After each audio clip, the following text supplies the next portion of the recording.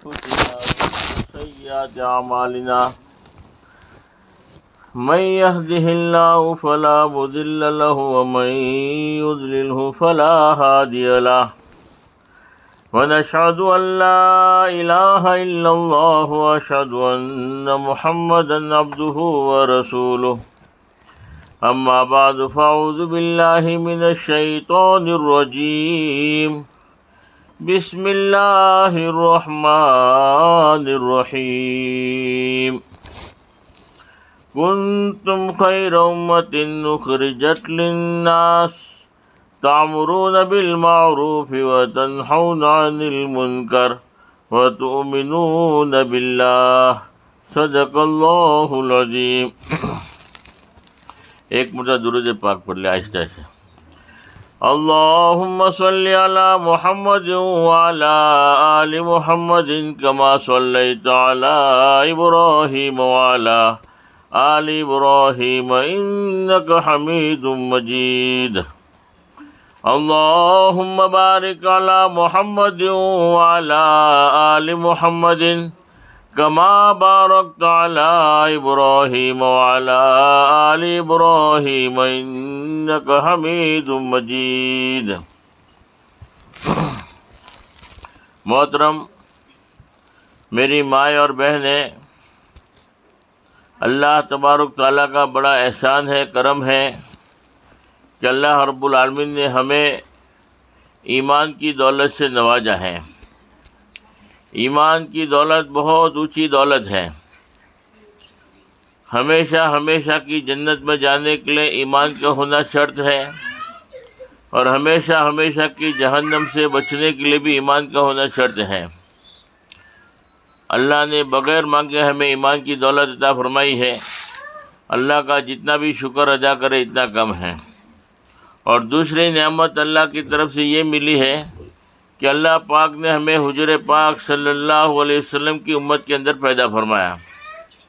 حضور پاک صلی اللہ علیہ وسلم کا مقام بہت اونچا۔ اللہ کے بعد اگر کسی کا مقام ہے تو حضور پاک صلی اللہ علیہ وسلم کا مقام ہے۔ حضور پاک صلی اللہ علیہ وسلم کی امت کے اندر پیدا ہونا بہت بڑی خوش نصیبی کی بات ہے۔ اللہ کے نبی کی امت بڑی بابرکت امت ہے۔ جب تک اللہ کے نبی جنت میں داخل نہیں ہوں گے کوئی انبیاء کرام علیہ السلام داخل نہیں ہو سکتے۔ اور اسی طریقے امتوں کے اندر سب سے پہلے امت حضور پاک صلی اللہ علیہ وسلم کی جنت میں داخل ہوگی، اس کے بعد ہی تمام امتیں جنت میں داخل ہوگی۔ اور حضور پاک صلی اللہ علیہ وسلم کی امت کے اندر پیدا ہونا بہت بڑی نعمت ہے۔ پہلے زمانے کے اندر لوگوں کی عمریں بہت تھی، 1000 سال، 2000 سال، 500 سال، اور اللہ نے اس امت کی عمر بہت چھوٹی کر دی، 60-70 سال۔ تو اللہ کے نبی کو رنج ہوا کہ پہلی امت ہے تو بہت ساری نیکیاں کر کے جائے گی، تو میری امت تو نیکیوں کا مقابلہ کر ہی نہیں سکتی۔ تو اللہ رب العالمین نے حضور پاک صلی اللہ علیہ وسلم کی تسلی کے لیے بہت بڑے انعام والی راتیں، انعام کے دن اللہ نے مقرر کیے کہ جس عمل کی وجہ سے اللہ رب العالمین ہزاروں مہینوں کی عبادت کا ثواب، جیسے ایک رات شب قدر کی رات ہے، اگر ایک رات اگر آدمی نے اللہ کی عبادت کر لیا تو 1000 مہینوں سے بہتر ہے۔ شب برات کی رات بہت قیمتی رات ہے، اللہ تبارک تعالیٰ ساری زندگیوں کے گناہوں کو معاف کر دیتے ہیں۔ ایک رات کے اندر اللہ کے سامنے کھڑے ہو گئے اور 2 رکعت نماز پڑھی تو 2 رکعت نماز بھی فرمایا کہ بعض روایتوں کے مطابق فرمایا کہ 400 سال کی عبادت جو بنی اسرائیل میں ایک آدمی نے کی تھی، فرمایا اس سے بھی بہتر ہے کہ شب برات کے اندر 2 رکعت نماز پڑھو۔ یعنی چھوٹے چھوٹے عمل اللہ نے ایسے دیے ہیں جس کی وجہ سے اللہ سارے گناہوں کو معاف کر دیتے ہیں۔ جمعہ کی نماز کے بعد ایک درود پاک ہے، اللہم صلی علی محمد النبی الامی وعلی آلہ وسلم تسلیما۔ اگر 80 مرتبہ درود پاک پڑھتے ہیں تو 80 سال کے اللہ گناہ معاف کر دیتے ہیں۔ بہت ساری برکت کی راتیں اور برکت کے دن اللہ نے مقرر کیے جس کے اندر فرمایا کہ اللہ سارے گناہوں کو معاف کرتے ہیں۔ جیسے محرم میں 2 روزے ہیں، 9ویں اور 10ویں یا 10ویں 11ویں 2 روزے رکھتا ہے تو اللہ اگلے سال کے بھی گناہ معاف، پچھلے سال کے بھی گناہ معاف۔ تو ایسے اللہ کے نبی کی امت کے اندر پیدا ہونے کی وجہ سے اللہ نے ایسے خصوصی عمل دیے ہیں جس کی وجہ تھوڑے عمل پر اللہ رب العالمین جو ہے بہت آگے بڑھا دیتے ہیں۔ تو اللہ کے نبی کے ہم پر بڑے احسانات ہیں کہ اللہ کے نبی کی برکت سے اللہ نے ایسے ایسی نعمتیں اور ایسے ایسے عمل دیے جس کی وجہ سے تھوڑے عمل میں آدمی آگے بڑھ جاتا ہے۔ اور دوسری بات کہ حضور پاک صلی اللہ علیہ وسلم کی امت کے اندر داخل ہونے کے بعد حضور پاک صلی اللہ علیہ وسلم جو نبیوں والا کام لے کر آئے تھے وہ کام امت کو دے دیا۔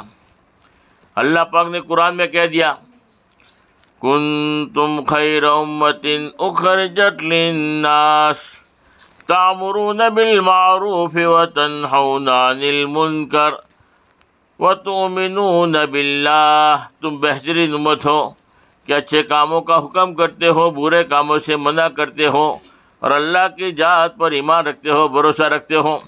بہترین امت کا اللہ نے لقب دیا ہے دعوت کی برکت سے۔ یہ دین کا کام اللہ نے ہمیں دیا ہے، حضور پاک صلی اللہ علیہ وسلم کی برکت سے دیا ہے۔ اور یہ دین کا کام صرف مردوں کے لیے ضروری نہیں ہے بلکہ ماں بہنوں کے لیے بھی ضروری ہے۔ صحابہ کرام کے زمانے میں سب سے پہلا ساتھ دینے والی اگر کوئی ہے تو عورت ہے، حضرت خدیجہ رضی اللہ تعالیٰ عنہ حضور پاک صلی اللہ علیہ وسلم کی بیوی ہے۔ سب سے زیادہ مال یعنی سب سے پہلے مال خرچ کرنے والی جو ہے حضرت خدیجہ ہے۔ اور فرمایا کہ سب سے پہلے شہادت اللہ کے دین کی شعبہ شہید ہونے والی اگر کوئی ہے تو عورت ہے، وہ بھی حضرت صفیہ رضی اللہ تعالیٰ عنہ۔ سمیہ یعنی قربانی کے اعتبار سے عورتوں نے بہت بڑی قربانی دی ہے دین کی نسبت پر، اور ان کے بڑے بڑے کردار ہیں۔ ایک حضرت اسماء رضی اللہ تعالیٰ فرماتی ہے یعنی آئی اللہ کے نبی کے پاس کہ وہ تو سارے کے سارے آدمی تو مال نیک عمل کرتے ہیں، اور فرمایا کہ جنازے کی نماز بھی پڑھتے ہیں، عید کی نماز بھی پڑھتے ہیں، اور بہت سارے ایسے اعمال ہیں جو مرد ہی کرتے ہیں، عورتیں اس سے محروم ہوتی ہے تو ہم تو پیچھے رہ جائیں گے۔ تو اللہ کے نبی نے جو ہے تسلی دی تمام عورتوں کو کہ وہ اگر شوہر کی جو ہے خدمت کرو گے اور شوہر کی اتباع کرو گے اور اپنے گھر کے اندر اپنی حفاظت کرو گے تو تم کو جو ہے مرد جتنے بھی اعمال کریں گے ان کا بھی ثواب تمہیں گھر بیٹھے بیٹھے ملے گا۔ اللہ کے راستے میں اگر تم نے اپنے مردوں کو بھیجا ہے تو حدیث میں تو یہاں تک آتا ہے کہ 500 سال پہلے تم کو اللہ پاک جنت میں داخل کریں گے اور جنت میں تم ان کا انتظار کرو گے۔ اللہ نے عورتوں کو بڑا مقام دیا ہے۔ معمولی عمل پر اللہ نے جو ہے مغفرت کے وعدے کیے، اور عورتوں کے اوپر خصوصاً ہمارے نبی رحمت بن کر آئے۔ فرمایا کہ اگر عورت جو ہے فرمایا کہ ایک عورت دیندار ہوتی ہے تو فرمایا کہ جو ہے ہزاروں اولیاء کرام سے بہتر ہے، اور ایک عورت اگر گنہگار ہے تو فرمایا کہ ہزاروں جو ہے بدتر ہے۔ تو عورت کا مقام بہت اونچا ہے۔ عورت کی زندگی میں دین آتا ہے تو گھروں میں دین آتا ہے، گھر میں دین آتا ہے، اولاد دیندار ہوتی ہے۔ جتنے بھی اللہ والے گزرے ہیں، جتنے بھی صحابہ کرام ہیں، سارے کے سارے صحابہ کرام ماں کی گود سے پیدا ہوئے، اور ان کی پرورش ماں کی گود میں ہی ہوئی ہے۔ مگر کبھی کسی صحابیہ رضی اللہ تعالیٰ عنہ کی زندگی کو اٹھا کر دیکھو، کسی کی نماز قضا نہیں ہوئی، اور انہوں نے اپنے دین کے تقاضوں کو پورا کیا ہے۔ اور اللہ نے ایسے صحابہ کرام جو پوری دنیا میں جو ہے ستاروں کے مانند اللہ نے بنا دیا۔ حضرت خواجہ معین الدین چشتی رحمۃ اللہ علیہ بھی ماں کی گود سے پیدا ہوئے، اللہ نے جو ہے پورے ہندوستان میں ان سے دین پھیلایا۔ پیران پیر عبد القادر جیلانی رحمۃ اللہ علیہ وہ بھی ماں بہنوں کی گود سے پیدا ہوئے، اور اللہ نے جو ہے ان کی ماں دیندار تھی تو اللہ نے جو ہے بیٹے کو کیسا ولیوں کا ولی بنایا۔ تو ماں بہنوں میں دین تھا تو فرمایا کہ بڑے بڑے اللہ والے پیدا ہوتے تھے، بڑے دیندار لوگ پیدا ہوتے تھے، اور محنت چھوٹنے کی وجہ سے آج دین نکلا ہے۔ تو فرمایا کہ آج ایمان والی ماں بہنوں کی گود سے فرمایا کہ گناہ کا کام کرنے والے پیدا ہوتے ہیں، ایمان کو مٹانے والے نوجوان پیدا ہوتے ہیں۔ فرق کیا کہ ماں بہنوں کی زندگی میں جیسے دین نکلا تو پورے ماحول میں پورے معاشرے میں بگاڑ پیدا ہو رہا ہے، اور ماں بہنوں کی زندگی میں دین آتا ہے تو فرمایا کہ اولاد بھی دیندار ہوتی ہے، اولاد بھی زندگی میں دین آتا ہے تو پوری دنیا میں حضور پاک صلی اللہ علیہ وسلم کے نام کو روشن کرتا ہے۔ اس لیے ماں بہنوں کی زندگی میں دین کا ہونا سب سے بڑا دخل ہے کہ ماں بہنیں جو ہے بچے کا سب سے پہلا مدرسہ ہے۔ ماں جو ہے قرآن پڑھتی ہے، ماں تسبیح پڑھتی ہے، ماں تلاوت کرتی ہے اور بچے کو دودھ پلاتی ہے تو فرمایا کہ اس کے اثرات بچوں میں منتقل ہوتے ہیں۔ حضرت بختیار کاکی رحمۃ اللہ علیہ یا اور ایک دوسرے بزرگ ہیں فرمایا کہ اللہ نے ایسا ایمان کا نور دیا تھا کہ ان کو دیکھ کر لوگ ایمان میں داخل ہوتے تھے. ان کی ماں نے کہا، ان کی ماں کے پاس آ کر کہا کہ تمہارے بیٹے میں اللہ نے وہ صفت پیدا کی ہے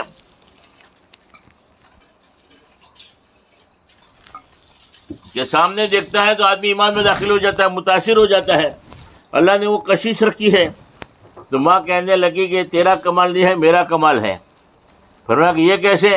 کہ فرمایا کہ جب بھی تجھے میں نے دودھ پلایا ہے، 2 رکعت نماز پڑھی ہے، اللہ سے مانگا ہے، اور پھر میں نے تمہیں دودھ پلایا ہے. یہ اس کے اثرات ہیں. اس لیے ماں بہنوں کے میں دین آتا ہے تو بچے دیندار ہوتے ہیں. چھوٹے چھوٹے بچے جیسے ماں نقل کرتی ہے وہ بچے بھی نقل کرتے ہیں. ماں نماز پڑھے گی تو چھوٹے بچے بھی نماز پڑھتے ہیں. ہاں، جیسی تیسی وہ بھی نقل کرتے ہیں، وہ بھی سجدہ کرتے ہیں، وہ بھی رکوع کرتے ہیں. کیا وہ ماں کو دیکھتے ہیں؟ لے ماں بہنوں کی زندگی میں دین ہوگا تو فرمایا کہ پورے عالم میں، پورے گھروں میں، معاشرے میں دین ہوگا. لے ماں بہنوں کی جو ہے بہت بڑا دخل ہے دین کے اندر. دعوت کے کام کے اندر بھی بہت ساری ماں بہنیں قربانی دے رہی ہے. اپنے جو ہے گھر والوں کو جو ہے اللہ کے راستے میں بھیجنے کے اعتبار سے معین اور مددگار ہوتی ہے. ہمارے مولانا تھے، سال کے لیے ان کی تشکیل ہوئی، شادی ہو گئی تھی، سال کے اندر بھیجنا ہے تو ان کی بیوی مددگار بنی کہ تم بے فکر رہو، میں جو ہے سلائی کام کرتی ہوں، میں کپڑے سی کر میرا گزارا کروں گی، تم سال لگا کے آ جاؤ دین کے کام کے لیے. تم عالم ہو، تمہیں پورے عالم کو لے کے چلنا ہے کہ تم اللہ کے راستے میں سال لگا کر آؤ. تو معین مددگار بنتی ہے عورتیں بھی کہ وہ اللہ کے دین کا کام کرے گی تو ہمیں بھی پورا کا پورا ثواب ملے گا. اور یہ دعوت کے کام کوئی معمولی کام نہیں ہے، بہت اونچا کام ہے. سب سے بڑا کام اگر کوئی ہے تو یہ دعوت کے کام ہے، کیونکہ اللہ نے دعوت کے کام کے لیے نبیوں کو پسند کیا. اللہ بڑے ہے تو اللہ کا کام بھی بڑا ہے. جب بڑا کام ہے تو فرمایا کہ اللہ نے اسی لیے تو نبیوں کو بھیجا. تمام نبی آئے دعوت کے کام کے لیے، معصوم بندوں کو اللہ نے چنا، معصوم بندوں کو اللہ نے پسند کیا، جن کی طفل میں پوری دنیا اللہ نے بنائی ہے. اس سے معلوم ہے کہ دعوت کا کام اللہ کو کتنا محبوب ہوگا، کتنا پسند ہوگا. اور ہم حضور پاک صلی اللہ علیہ وسلم کی امتی ہے، اس لیے ہماری سب کی ذمہ داری ہے کہ حضور پاک صلی اللہ علیہ وسلم جو کام لے کر آئے تو کام ہمارا ہے، حضور پاک صلی اللہ علیہ وسلم جو درد لے کر آئے تو درد ہمارا ہے، حضور پاک صلی اللہ علیہ وسلم جو فکر لے کر آئے تو فکر ہماری ہے. ہم حضور پاک صلی اللہ علیہ وسلم کی امتی ہے، لیکن دعوت کے کام کو ہم معمولی نہ سمجھیں، ایک ذمہ داری ہے. ثواب تو آدمی گننا چاہے، گن نہیں سکتا اللہ نے کتنا ثواب رکھا ہے. ایک گھڑی کے لیے بھی اللہ کے راستے میں ہم نے اپنے گھر والوں کو بھیج دیا تو فرمایا کہ شب قدر کی رات میں جو رمضان کے مہینے میں آتی ہے، مبارک مہینہ ہے، مبارک رات ہے، اور حجر اسود کے سامنے، بیت اللہ کے سامنے، اور اس کو عبادت کی توفیق بھی اللہ کی طرف سے مل گئی اور وہ عبادت کر رہا ہے، پھر بھی فرمایا کہ اللہ کے راستے میں نکلنے والے کا مقابلہ نہیں کر سکتا. اللہ کے راستے میں نکلنے والے کی فضیلت تو کچھ اور ہی ہے، اس کی تو فضیلت کا کوئی اندازہ ہی نہیں لگا سکتا. یہ تو فرمایا کہ ایک ذمہ داری والا کام اللہ نے ہمیں دیا ہے. اللہ کے نزدیک سب سے اچھا آدمی، سب سے بہتر آدمی وہی ہے جو دین کا کام کرتا ہو. وَمَنْ أَحْسَنُ قَوْلًا مِّمَّنْ دَعَا إِلَى اللَّهِ وَعَمِلَ صَالِحًا وَقَالَ إِنَّنِي مِنَ الْمُسْلِمِينَ. اس سے بہتر کس کی بات ہو سکتی ہے جو اللہ کے بندوں کو اللہ کی طرف بلائے.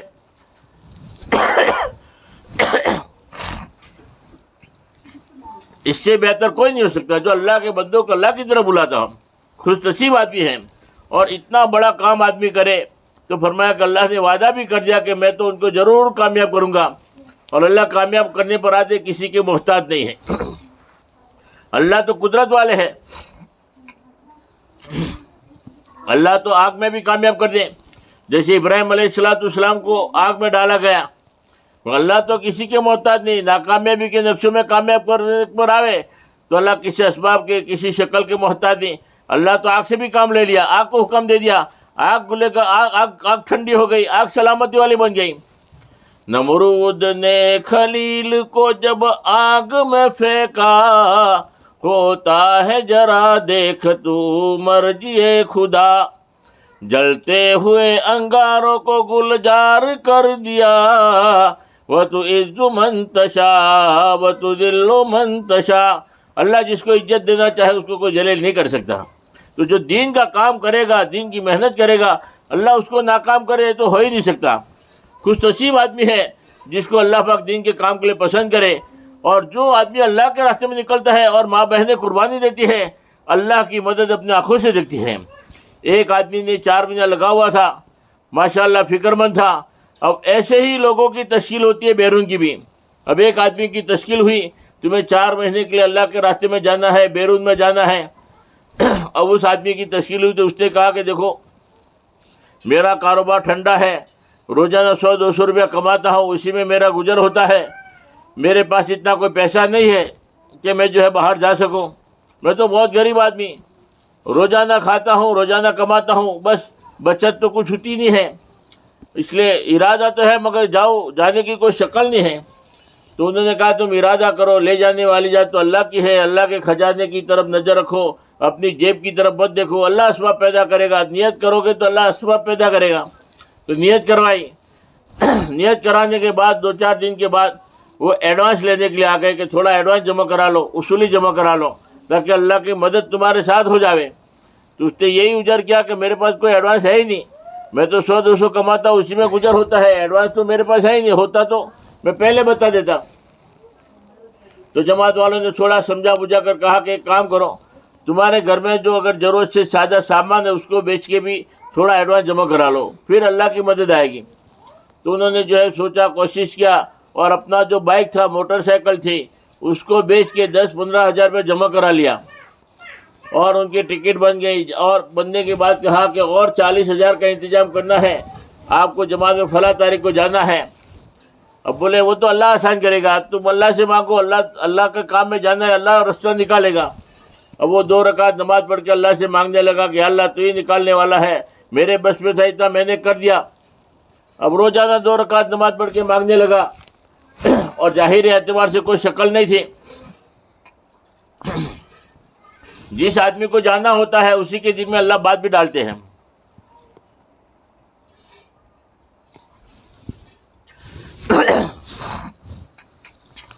کہ مجھے اللہ کے راستے میں جانا ہے تو میں کیا کروں؟ اب ظاہری کوئی شکل نہیں تھی، اللہ نے دل میں بات ڈالی کہ اگر تجھے جماعت میں جانا ہے، 4 مہینے کے لیے جانا ہے، بیرون میں جانا ہے، تو 2 شکلیں ہیں، تو جا سکتا ہے۔ پہلی شکل کیا ہے؟ پہلی شکل یہ ہے کہ تو جو ہے اللہ کے راستے میں جا رہا ہے، تیرے پاس کوئی سگوڑ ہے ہی نہیں، پیسوں کا کوئی انتظام نہیں ہو رہا ہے، تو قرضہ لے لے، قرضہ دینے والا اللہ تیار کرے گا، اور قرضہ بھی اللہ ہی ادا کرا دے گا۔ تو اللہ کے راستے میں جا رہا ہے، اللہ کے بھروسے پر، تو قرضہ لے کے چلا جا، اور تیرا قرضہ اللہ ادا کرائے گا، اللہ اسباب پیدا کرے گا۔ ایک تو شکل یہ ہے کہ قرضہ لے کے اللہ کے راستے میں جاؤ، اور دوسری شکل کیا ہے؟ دوسری شکل یہ تھی کہ ایک جھوپڑے میں رہتا تھا، چھوٹا گھر تھا، اس میں وہ رہتا تھا، تو سوچا کہ دوسری شکل یہ ہے کہ تیرے مکان بیچ دے گا تو اتنا پیسہ تو آ جائے گا کہ تیرا 4 مہینہ لگ جائے گا۔ تو دو راستے ہیں، یا تو قرضہ لے کے جماعت میں جاؤ، یا تو مکان بیچ کے جاؤ۔ ظاہری اعتبار سے 2 شکلیں ان کے دماغ میں بات آئی۔ بیوی سے مشورہ کیا، کیا کرو، جماعت میں جانا ہے، فلاں تاریخ کی ٹکٹ ہے، پیسوں کا کوئی انتظام ہوا نہیں ہے، 2 شکلیں آ رہی ہے، یا تو قرضہ لے کے جاؤ یا تو مکان بیچ کے جاؤ، تمہاری کیا رائے ہے؟ اب بیوی نے، دونوں نے مشورہ کر کے اللہ سے مانگا اور کہا کہ ایک کام کرو، مکان بیچ ڈالو، اور مقدر میں ہوگا تو اللہ بعد میں بتا دے گا، ورنہ کرائے کے مکان میں رہیں گے اور ہمارے زندگی بسر کریں گے، تم اللہ کے راستے میں جاؤ۔ بیوی نے ساتھ دیا۔ اب بیوی نے ساتھ دیا تو انہوں نے جو اپنا مکان بیچ دیا۔ مکان بیچنے کے بعد میں اتنا پیسہ آیا کہ 40,000 روپے جماعت میں لے کر گئے، 15,000 روپے گھر پر چھوڑا کہ اپنی بیوی ضرورت کے اندر، اور بیوی کو کہا کہ تم اپنا سامان لے کر اپنے میکے میں چلی جاؤ، میں 4 مہینے جماعت میں سے آؤں گا تو کرائے کا مکان تلاش کریں گے اور اسی میں رہیں گے بعد میں، ابھی فوری طور پر تم اپنے میکے میں 4 مہینے رہو۔ تو بیوی اپنے باپ کے گھر گئی، آدمی جماعت میں گیا، اور 10,000 روپے اور بچے تھے، تو وہ جو ہے مسجد وار جماعت کو دیا کہ آپ کہیں بھی کاروبار میں کسی جگہ استعمال کرنا، اللہ اس میں برکت ڈالے گا، تو انشاءاللہ 10 کے 11 ہو جائیں گے، 12 ہو جائیں گے، 15 ہو جائیں گے، جو بھی اللہ برکت ڈالے۔ اب جہاں سمجھ میں آوے وہاں لگاؤ۔ اللہ کے راستے میں اپنا مکان بیچ کر نکل گیا، بائک بھی بیچ دیا، مکان بھی بیچ دیا، اللہ کے راستے میں گیا، سب کچھ اللہ کے دین کے لیے لوٹا دیا، کاروبار بند، سب کچھ بند، مگر اللہ پر قربانی مانگتے ہیں، لیتے نہیں ہیں۔ اللہ تو رب ہے، اللہ دیکھنا چاہتے کہ میرا بندہ میرے پر بھروسہ کرتا ہے، میرے پر گمان کرتا ہے، اور اتنی بڑی قربانی دے رہا ہے، سب کچھ لٹا کے جا رہا ہے، اور اللہ کا دین کا کام آدمی کرے اور اس کو برباد کرے، اللہ پاک یہ تو ہو ہی نہیں سکتا۔ ظاہر کے خلاف قدم اٹھاتا ہے تو ظاہر کے خلاف اللہ کی مدد بھی اپنے آنکھوں سے دیکھتا ہے۔ وہ تو اللہ کے راستے میں جا کے دعا کر رہا ہے کہ اللہ سب کچھ لٹا کے آیا ہوں، اللہ تو ہی آباد کرنے والا ہے، تو ہی آسان کرنے والا ہے۔ وہاں دعا ہو رہی ہے، یہاں بیوی بچے بھی دعا کر رہے ہیں، مسجد اور جماعت کو بھی معلوم ہے کہ یہ آدمی کتنی بڑی قربانی دے کے جا رہا ہے، سب کچھ ختم کر دیا دین کے لیے، اللہ تو ان کی مدد کر، وہ بھی دعا کر رہے ہیں۔ اور ایسے موقع پر دعا جو ہے 100% قبول ہوتی ہے، ہر آدمی دل سے دعا کرتا ہے، اس کی قربانی جو ہے لوگوں کے سامنے ہے۔ اب وہ 10,000 روپیہ تھا، مسجد اور جماعت کو دیا تھا، انہوں نے سوچا کہ 10,000 روپیہ کہاں لگاوے، مشورہ کرتے رہے، 1 دن ہوا 2 دن ہوا، سمجھ میں کچھ نہیں آ رہی تھی بات، اور پھر آخر میں اللہ نے دل میں بات ڈالے، 10,000 کی انہوں نے چھوٹی چھوٹی مچھلی خریدی، اور مچھلی خرید کر زندہ ایک تالاب تھا، ایک حوض تھا، بڑا تالاب تھا، بڑا حوض تھا، اس میں 10,000 کی مچھلیاں ڈال دیا کہ اگر وہ بڑی ہوگی بیچیں گے پیسہ زیادہ ملے گا۔ اب 1 مہینے کے اندر 1.5 مہینے کے اندر ماشاءاللہ مچھلی اچھی ہو گئی، تازہ ہو گئی، بڑی ہو گئی۔ اب ایک آدمی سامنے سے آیا اور مچھلی کو دیکھ کر کہنے لگا کہ کس کی مچھلی ہے حوض میں؟ کہا کہ فلاں آدمی کی ہے، فلاں ساتھی جماعت میں اس کی ہے۔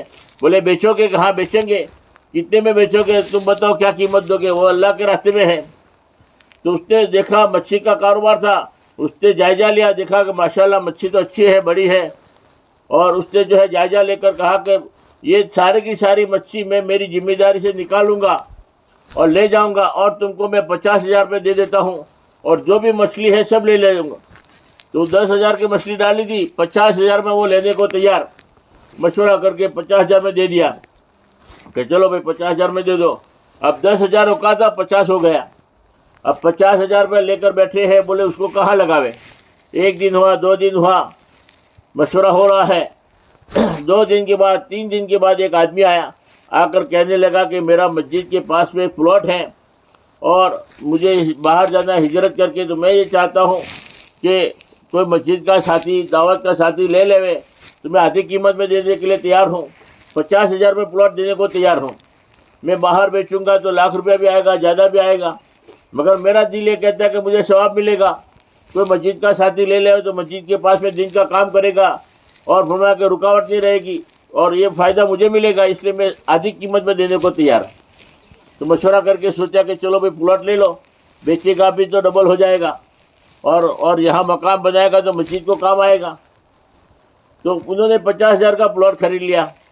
اب پلاٹ لینے کے بعد 2 مہینے ہوئے، 2.5 مہینے ہو گئے، اب جو ہے وہ آنے کا تیاری تھا، 4 مہینے پورے ہونے آئے تھے، ابھی 4 مہینے پورے نہیں ہوتے، تھوڑا دن باقی تھا۔ اس سے پہلے جماعت میں سے آنے سے پہلے گراہک آ گیا سامنے سے، اور اس پلاٹ کو دیکھ کر کہنے لگا کہ کس کا پلاٹ ہے، کسی کا بھی ہو مجھے یہ پلاٹ چاہیے، آپ جو چاہو منہ مانگی قیمت دینے کو تیار ہوں، مگر پلاٹ مجھے چاہیے، میرے موقع کا پلاٹ ہے۔ تو انہوں نے کہا کیا قیمت دو گے؟ انہوں نے مشورہ کر کے بتایا کہ میرا ایک دوسرا مکان ہے، تھوڑا دور ہے، اوپر بھی مکان بنا ہوا ہے، پکا مکان ہے، 2.25 لاکھ کا تیار ہوا اس زمانے میں، تو وہ مکان میں دے دیتا ہوں اور 1 لاکھ روپے کیش دیتا ہوں، 3.25 لاکھ میں اگر یہ پلاٹ دینا ہے تو ہم لینے کے لیے تیار ہیں۔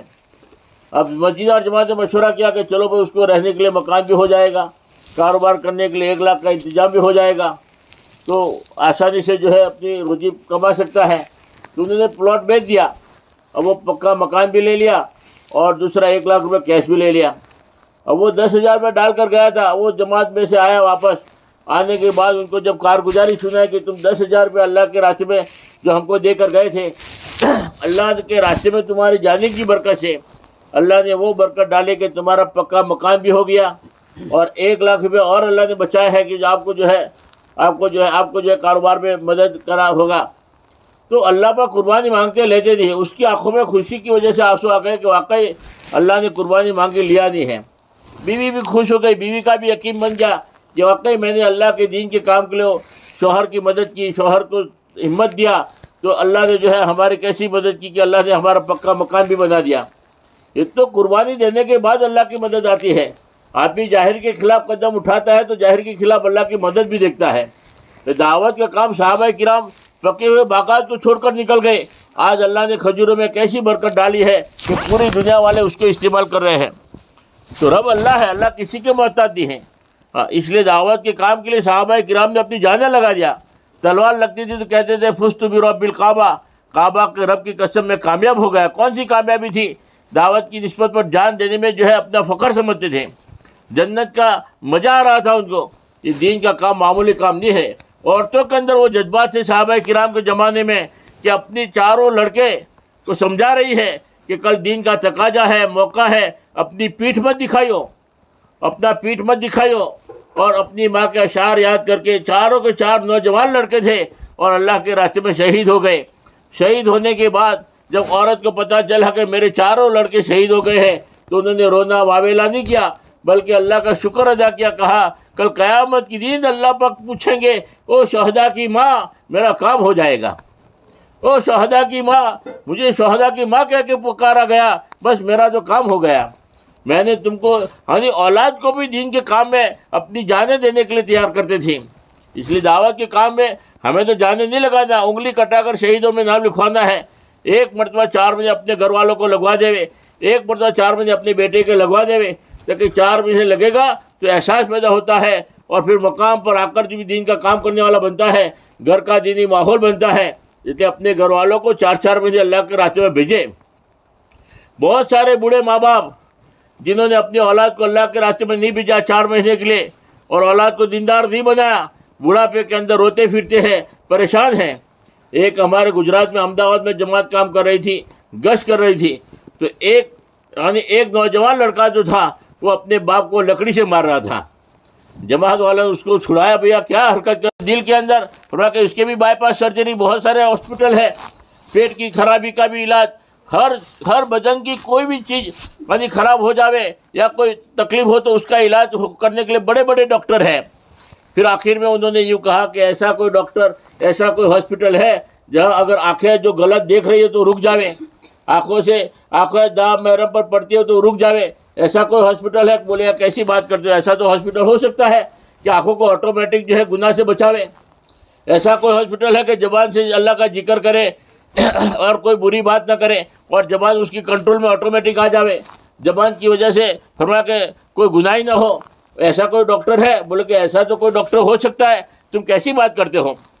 پھر ایسا کوئی ڈاکٹر ہے کہ ہاتھ ظلم کرتے ہو تو ہاتھ بھی رک جاوے، ہاتھ کبھی ظلم نہ کرے اور فرمایا کہ ہاتھوں سے اچھے کام ہی کرتا رہے. بولے ایسا کوئی ڈاکٹر ہے، ایسا کوئی ہاسپٹل ہے کہ نہ ایسا تو ہاسپٹل ہو سکتا ہے.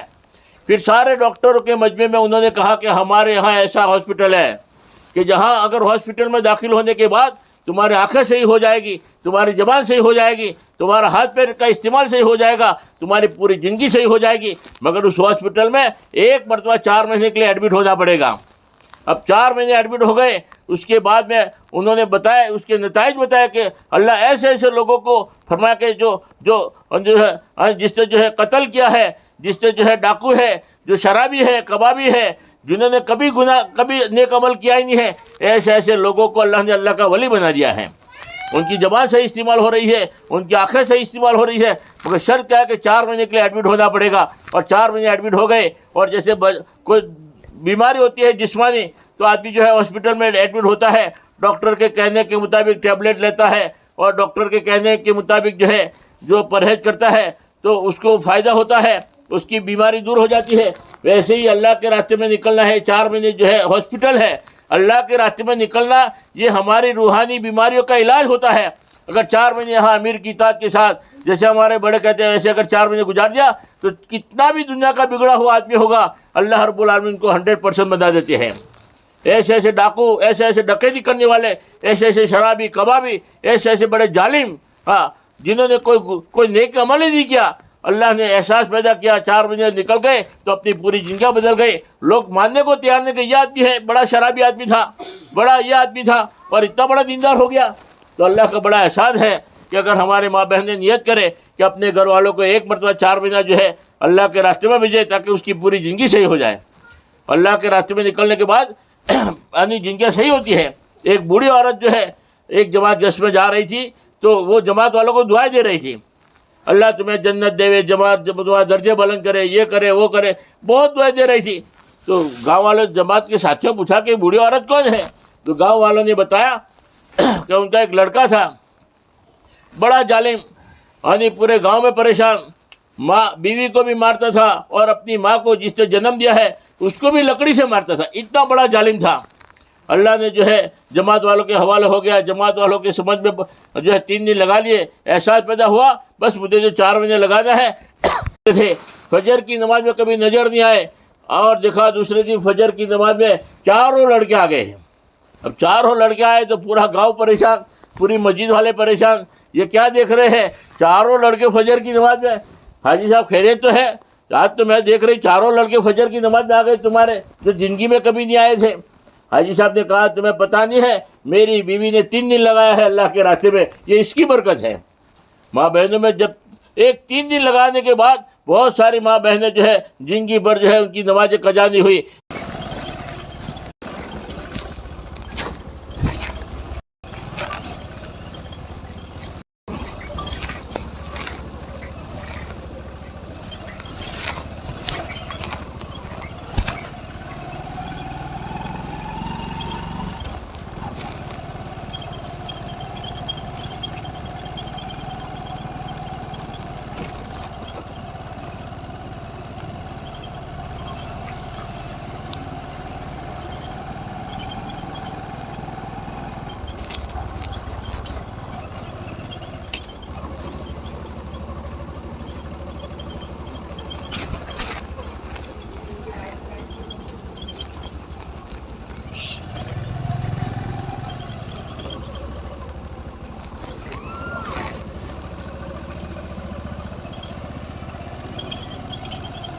نماز یہی پڑھ لیتے.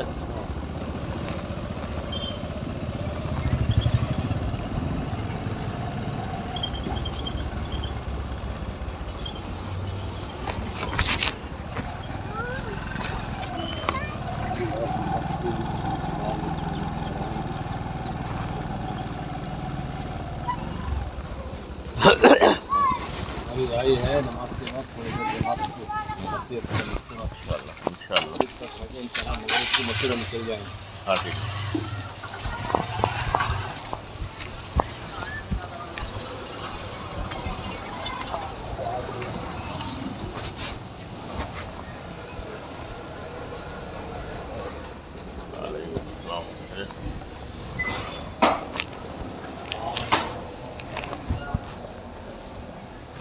اور امام صاحب خیریت؟ ابھی آیا میسور سے. میسور گئے تھے؟ ہاں تو پھر گاڑی میں جاتا. نماز بہت بڑے جوہر کی. دور کی کوئی پڑھا دیتے. میں اسد پہ آنے کا تھا ہی نہیں تھا. آ گیا تھا 2:45 بجے نکلے. 4 بجے بعد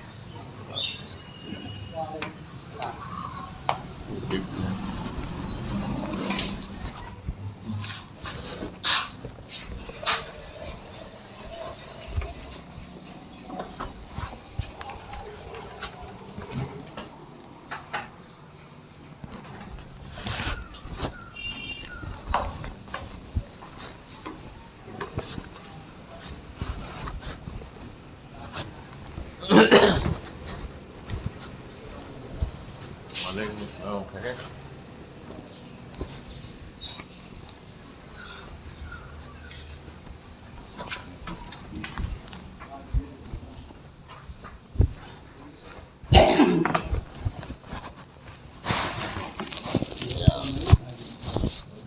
ہماری گاڑی